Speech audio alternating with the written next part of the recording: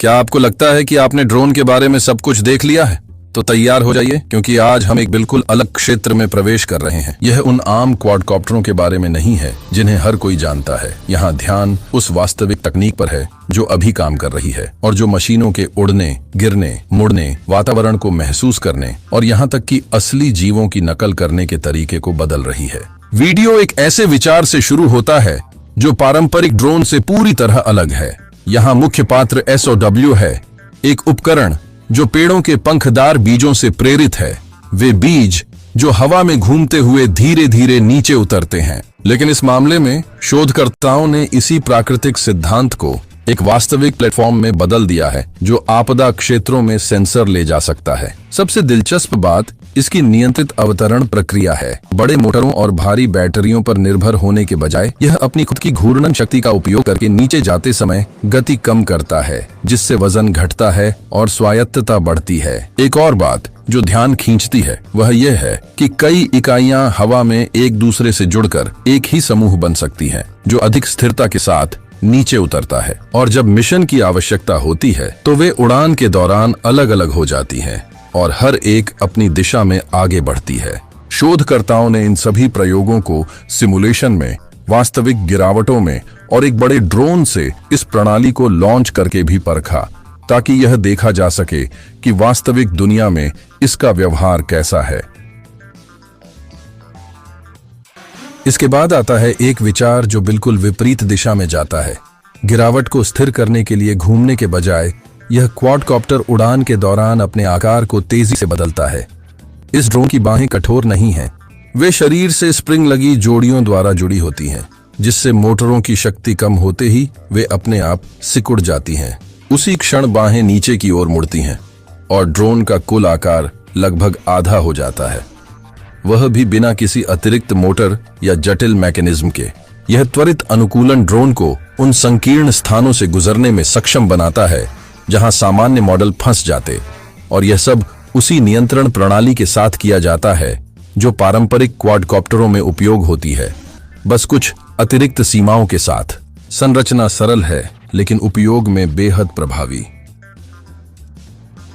यह परियोजना सीधे उन जीवों के प्रदर्शन को लक्ष्य बनाती है जो ग्रह पर सबसे अधिक फुर्तीले हैं। पर्ड्यू की टीम ने कीड़ों और हमिंगबर्ड की वह क्षमता ली, हवा में स्थिर रहना और तेज सूक्ष्म समायोजन करना, और उसे एक ऐसे रोबोट में बदल दिया जिसका आकार एक वास्तविक हमिंगबर्ड जितना है। इसका वजन केवल 12 ग्राम है, पंखों का फैलाव एक शानदार हमिंगबर्ड जितना है, और यह 2 स्वतंत्र मोटरों का उपयोग करता है जो प्रत्येक पंख को पूरी स्वतंत्रता से नियंत्रित करते हैं। यह संयोजन रोबोट को 6 दिशाओं में वास्तविक गतिशीलता प्रदान करता है जो इस आकार के वाहनों में दुर्लभ है। सबसे प्रभावशाली बात यह है कि यह प्रणाली कितनी मजबूती दिखाती है। यह अपने वजन से अधिक भार उठा सकती है, अपने शरीर के आधे वजन जितना अतिरिक्त भार लेकर भी उड़ सकती है, पंख का एक हिस्सा टूट जाने पर भी स्थिर रह सकती है, और वातावरण को महसूस करने के लिए मोटर की अपनी विद्युत धारा का उपयोग करती है, बिना किसी अतिरिक्त सेंसर के। इससे यह जमीन के बहुत पास उड़ सकती है, ऊंचाई में सूक्ष्म बदलाव कर सकती है और अवरोधों से स्वतः बच सकती है। और यह दिखाने के लिए कि इसकी क्षमताएं सिर्फ स्थिरता तक सीमित नहीं हैं, शोधकर्ताओं ने इसे वह चरम हमिंगबर्ड चाल दोहराने के लिए प्रशिक्षित किया जो वे खतरे से बचने के लिए करते हैं। परिणाम एक तेज, प्रभावी और विस्फोटक गति वाली हरकत थी। अब हम एक ऐसे अवधारणा में प्रवेश करते हैं जो मानो इंजीनियरिंग की किसी दूसरी ही श्रेणी से आया हो। अडीफो एक प्रयोगात्मक डिस्क आकार की विमान जिसे ऊर्ध्वाधर रूप से उड़ान भरने और किसी भी दिशा में उड़ने के लिए डिजाइन किया गया है, लगभग समान वायुगतिकीय व्यवहार बनाए रखते हुए। इसका गोलाकार डिजाइन केवल सौंदर्य नहीं है, यह वायु प्रवाह को समान रूप से वितरित करता है, कंपन को कम करता है और हमले के अत्यधिक ऊंचे कोणों की अनुमति देता है जो 60 डिग्री से अधिक तक पहुंच सकते हैं बिना स्थिरता खोए। सिद्धांत रूप में यह आकार तेज मोड़, त्वरित पार्श्व गति और वाहन के शरीर में वितरित वेक्टर जेट्स का उपयोग करके अचानक घुमावों की अनुमति देता है। निर्माताओं का कहना है कि यह डिस्क उपध्वनि से अध्वनि उड़ान में बिना उस अचानक खिंचाव वृद्धि के जा सकती है जो पारंपरिक विमानों में होती है, जिससे कम गर्मी, कम शोर और अधिक दक्षता मिलेगी। यह अभी विकास में है, लेकिन प्रस्ताव साहसिक है। एक वाहन जो VTOL उच्च चालाकी और स्टील्थ क्षमताओं को एक साथ जोड़ सके और जिसे ड्रोन, लड़ाकू विमान, मिसाइल या यहाँ तक कि भविष्य के व्यक्तिगत विमानों के रूप में अनुकूलित किया जा सके। हम फिर से पंखों वाले रोबोट्स की दुनिया में लौटते हैं, इस बार TU डेल्फ्ट द्वारा बनाए गए डेलफ्लाई निम्बल के साथ। यह हल्के और लचीले धड़कते पंखों का उपयोग करता है ताकि तेज और सटीक गतियां की जा सकें, जो वास्तविक कीड़ों की फुर्ती के बहुत करीब पहुंचती हैं। यह काम प्राणी विज्ञान विशेषज्ञों के साथ मिलकर किया गया था ताकि मक्खियों, पतंगों और अन्य कीड़ों की सामान्य उड़ान हरकतों को दोहराया और अध्ययन किया जा सके, जिससे समझा जा सके कि वे तेज मोड़ों और अचानक दिशा बदलने के दौरान अपने शरीर को कैसे नियंत्रित करते हैं। यह छोटा रोबोट हल्का, स्थिर और कमांड्स पर तुरंत प्रतिक्रिया देने वाला है, जिससे यह छोटे स्थानों में भी बहुत जटिल मार्गों का पालन कर सकता है। डेलफ्लाई निम्बल एक उड़ता हुआ प्रयोगशाला जैसा काम करता है और साथ ही यह दिखाता है कि भविष्य के ड्रोन कैसे जैविक रणनीतियों का उपयोग करके गति, सटीकता और दक्षता प्राप्त कर सकते हैं, बिना भारी मोटरों या कठोर संरचनाओं पर निर्भर हुए। अब हम एक ऐसी रचना देखते हैं जो सचमुच एक असली पक्षी जैसी लगती है। फेस्टो बायोनिक स्विफ्ट यह हल्के कृत्रिम पंखों का उपयोग करता है, जो पंखों की गति के दौरान खुलते और बंद होते हैं, जिससे उड़ान अधिक प्राकृतिक और अधिक कुशल बनी रहती है। यह तंत्र केवल सजावटी नहीं है, यह अशांति को कम करता है, लिफ्ट में सुधार करता है और रोबोट को आदेशों पर अधिक सहज प्रतिक्रिया देता है, लगभग जैसे उसके अपने मांसपेशियां हों। फेस्टो ने बायोनिक स्विफ्ट को एक स्थानीयकरण प्रणाली से लैस किया है, जो वातावरण में स्थापित ट्रांसमीटरों पर आधारित है, जिससे यह जटिल मार्ग बना सकता है और समन्वित उड़ानें कर सकता है, वह भी बिना GPS पर निर्भर हुए। यह छोटे रोबोटिक पक्षी को एक हल्का, सटीक और अत्यधिक नियंत्रित होने वाला प्लेटफॉर्म बनाता है। बायोनिक स्विफ्ट, जो एक छोटे पक्षी की उड़ान की नकल करता था, से आगे बढ़ते हुए अब हम कुछ और भी साहसिक देखते हैं। फेस्टो बायोनिक फ्लाइंग फॉक्स, जो फल खाने वाले चमगादड़ों की चौड़ी और सुरुचिपूर्ण उड़ान से प्रेरित है। यह एक हल्की संरचना का उपयोग करता है, जिसमें बुद्धिमान जोड़ हैं जो पंख के खुलने और बंद होने को लगभग असली जानवर जैसा दोहराते हैं। यह परिष्कृत गतिज प्रणाली चौड़े मोड़ों, दिशा में तेज बदलाव और बड़ी मशीनों में दुर्लभ दिखाई देने वाली तरल गति की अनुमति देती है। इंडोर वातावरण में सब कुछ नियंत्रण में रखने के लिए यह उड़ान क्षेत्र में स्थापित मोशन ट्रैकिंग प्रणाली के साथ लगातार संचार करता है। इससे बायोनिक फ्लाइंग फॉक्स अर्ध स्वायत्त रूप से उड़ सकता है, मार्ग सुधार सकता है, ऊंचाई समायोजित कर सकता है और अपनी हरकतों को सटीकता के साथ दोहरा सकता है। बड़े से बड़े रोबोटिक पक्षियों और चमगादड़ों को देखकर अब हम इसके बिल्कुल उलट दिशा में आते हैं। रोबोबी, हार्वर्ड विश्वविद्यालय की एक परियोजना, जिसमें मधुमक्खी की जीव विज्ञान को एक ऐसे रोबोट में समाहित किया गया है जिसका आकार लगभग एक सिक्के जितना है। यह अत्यंत हल्की सामग्रियों से बना है और परत दर परत तैयार की जाने वाली एक विशेष निर्माण विधि का उपयोग करता है, जिससे बेहद छोटे ढांचे को लगभग शल्य स्तर की सटीकता के साथ बनाया जा सकता है। इसका परिणाम एक ऐसा रोबोट है जो बहुत ऊंची आवृत्ति पर पंख हिलाता है और अपने छोटे आकार के बावजूद अत्यंत जटिल नियंत्रण प्रणाली की मदद से उड़ान भरता है। शोधकर्ताओं के अनुसार ऐसे सूक्ष्म रोबोट भविष्य में सहायक परागण, तंग स्थानों में खोज और उन वातावरणों में त्वरित मिशन जैसे कार्यों में उपयोगी हो सकते हैं जहां बड़े ड्रोन कभी प्रवेश नहीं कर पाएंगे। यह कोई कल्पना नहीं है, यह वही उपयोग है जिनका उल्लेख वैज्ञानिक स्वयं परियोजना प्रस्तुत करते समय करते हैं। रोबोबी अभी पूरी तरह स्वायत्त रूप से कार्य करने से दूर है, लेकिन यह दिखाता है कि इतनी छोटी पैमाने पर स्वायत्त उड़ानें अब असंभव नहीं रहीं।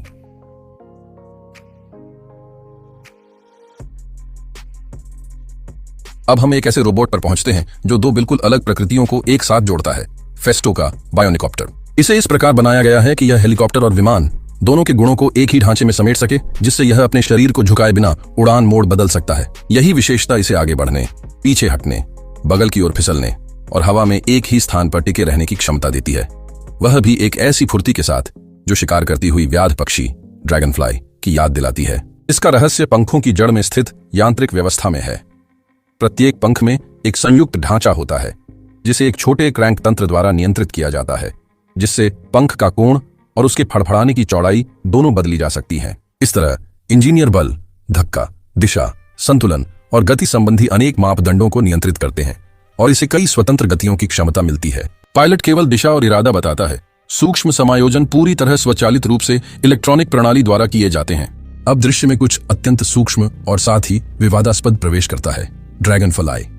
यहाँ उद्देश्य किसी कृत्रिम कीट की नकल बनाना नहीं है, बल्कि एक जीवित कीट को ही एक जैव तकनीकी मंच में परिवर्तित करना है। ड्रेपर संस्थान की टीम ने एक इतना छोटा और हल्का उपकरण बनाया कि उसे एक जीवित व्याध पक्षी द्वारा आसानी से उठाया जा सके। इसमें सूक्ष्म सेंसर, नियंत्रण परिपथ और एक छोटी पीठ पर बांधी जाने वाली इकाई शामिल है, जो सीधे उन नसों से जुड़ती है जो उसके उड़ान तंत्र को नियंत्रित करती हैं।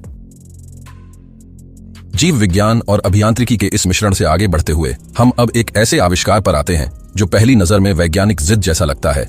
रॉकेट ड्रोन, एक दौड़ने वाले क्वाडकॉप्टर और एक वास्तविक रॉकेट इंजन का संयोजन। इसके निर्माता ने कई हफ्तों तक परीक्षण किए, टूट फूट, पुनर्निर्माण और लगातार बदलाव, केवल यह समझने के लिए कि क्या कोई ड्रोन अपने नीचे जलते हुए रॉकेट इंजन के साथ स्थिर रह सकता है। परिणाम था, हाँ, यह संभव है, लेकिन तभी जब पूरा ढांचा ठीक उसके गुरुत्व केंद्र पर संतुलित हो और नियंत्रण प्रणाली अतिरिक्त धक्के की क्षतिपूर्ति तेजी से कर सके। इसके बाद विकास एक लंबी प्रयोग श्रृंखला में बदल गया। पहले छोटे रॉकेट लगाए गए ताकि यह देखा जा सके कि नियंत्रण प्रणाली अस्थिर तो नहीं हो जाती। फिर बड़े मॉडल आजमाए गए जहां एक छोटी गणना त्रुटि भी पूरे ढांचे को नष्ट कर सकती थी। इसके बावजूद ड्रोन संतुलित रहा। अंतिम चरण में क्वाडकॉप्टर को अधिक वायुगतिकीय बनाया गया। सुव्यवस्थित ढांचा, रॉकेट नली, नियंत्रण फिन और सामने एक सुरक्षात्मक गुंबद जोड़कर सब कुछ तैयार होने के बाद वास्तविक परीक्षण किया गया। पहले सामान्य विद्युत उड़ान और फिर हवा में रॉकेट का प्रज्वलन। परिणाम प्रभावशाली था। 100 मील प्रति घंटे से अधिक की गति, सुरक्षित अवतरण और एक ऐसा साहसी प्रोटोटाइप जिसने दिखा दिया कि ऊर्ध्वाधर उड़ान और रॉकेट त्वरण को एक ही वाहन में मिलाना वास्तव में संभव है।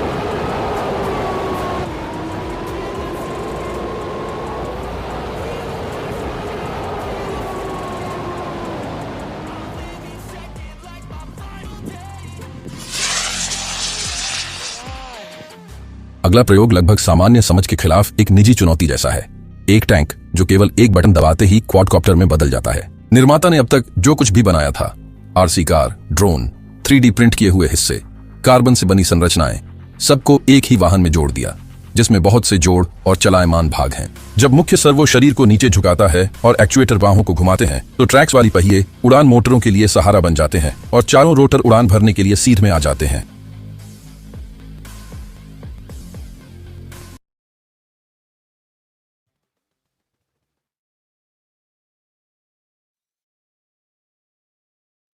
अब हम एक ऐसे रोबोट पर पहुंचते हैं जो बहुमुखी क्षमता को एक नए स्तर पर ले जाता है। कैलटेक का M4 मॉर्फोबॉट। इसे इस तरह बनाया गया है कि यह वास्तविक समय में अपना रूप बदल सके और जिस जमीन पर चल रहा हो उसके अनुसार अपने आप को ढाल सके, जैसा कि इस तरह की किसी दूसरी मशीन में नहीं देखा गया। पहली नजर में यह बस 4 पहियों वाला रोबोट लगता है, लेकिन हर पहिया वास्तव में एक ऐसा मॉड्यूल है जो जरूरत पड़ने पर रोटर, पैर, सहारा या खींचने वाला बिंदु बन सकता है। इसे M4 कभी खिलौना कार की तरह लुढ़क कर चलता है, कभी रुकावटें चढ़ जाता है, तेज मोड़ लेता है और जरूरत पड़ने पर सीधे ऊपर की ओर उड़ान भी भर सकता है। सबसे दिलचस्प बात यह है कि वह इन अलग अलग तरीकों को बिना रुके मिलाकर उपयोग करता है। वह 2 पहिए ऊपर उठा सकता है और शरीर को संतुलन बनाने वाले मंच की तरह इस्तेमाल कर सकता है। छोटे रोवर की तरह चल सकता है, अपने ही अक्ष के चारों ओर घूम सकता है और जब जमीन आगे बढ़ने लायक नहीं रहती तो बस रोटर चालू करता है और हवा में उठ जाता है। यह सब ऐसे एल्गोरिदम द्वारा नियंत्रित होता है जो आसपास के वातावरण का विश्लेषण करते हैं और हर स्थिति के लिए सही तरीका चुनते हैं। जमीन पर चलने वाले और मिश्रित प्रणाली वाले रोबोटों की इस पूरी प्रगति के बाद अब हम सचमुच दानव आकार की मशीनों के क्षेत्र में आते हैं। MQ-4C ट्राइटन, जो वर्तमान में उपयोग किए जा रहे सबसे उन्नत निगरानी ड्रोन में से एक है। इसे इस तरह बनाया गया है कि यह विशाल समुद्री क्षेत्रों की लगातार गश्त कर सके, 50,000 फुट से भी अधिक ऊंचाई तक चढ़कर, जहां यह ज्यादातर खतरों की पहुंच से ऊपर और सामान्य वाणिज्यिक उड़ानों से कहीं ऊपर रहता है। यह ऊंचाई उसे बहुत दूर तक देखने, बहुत बड़े क्षेत्र को कवर करने और 24 घंटे से अधिक समय तक अपने सेंसरों को स्थिर रूप से काम करते रहने की क्षमता देती है। ट्राइटन की सबसे बड़ी विशेषता उसका सेंसर सिस्टम है, जो पूरे 360 डिग्री में काम करता है। लंबी दूरी का रडार, अवरक्त कैमरा और इलेक्ट्रॉनिक खुफिया प्रणालियां जो समुद्र में होने वाली गतिविधि और संकेतों को वास्तविक समय में पकड़ लेती हैं। मात्र एक उड़ान में वह लाखों वर्ग किलोमीटर के क्षेत्र की निगरानी कर सकता है और संयुक्त राज्य अमेरिका तथा ऑस्ट्रेलिया की कार्रवाइयों को सटीक आंकड़े उपलब्ध कराता है। और एक दिलचस्प बात यह है कि इस स्तर की मशीन तैयार करना बिल्कुल भी सस्ता नहीं है। नई पीढ़ी के मॉडलों की अनुमानित कीमत प्रति विमान लगभग 618 मिलियन अमेरिकी डॉलर तक पहुंचती है, जबकि पहले के संस्करण लगभग 180 मिलियन डॉलर के आसपास माने जाते थे। 15 अगर आपको रोबोटिक्स की इस अनोखी और समझदार दुनिया की यह यात्रा पसंद आई हो तो एक लाइक जरूर करें, चैनल को सब्सक्राइब करें और नोटिफिकेशन बेल भी ऑन कर दें। इससे यूट्यूब को इस तरह के और वीडियो आप तक पहुंचाने में बहुत मदद मिलती है। आज के लिए बस इतना ही दोस्तों। देखने के लिए बहुत बहुत धन्यवाद। अगली वीडियो में फिर मुलाकात होगी।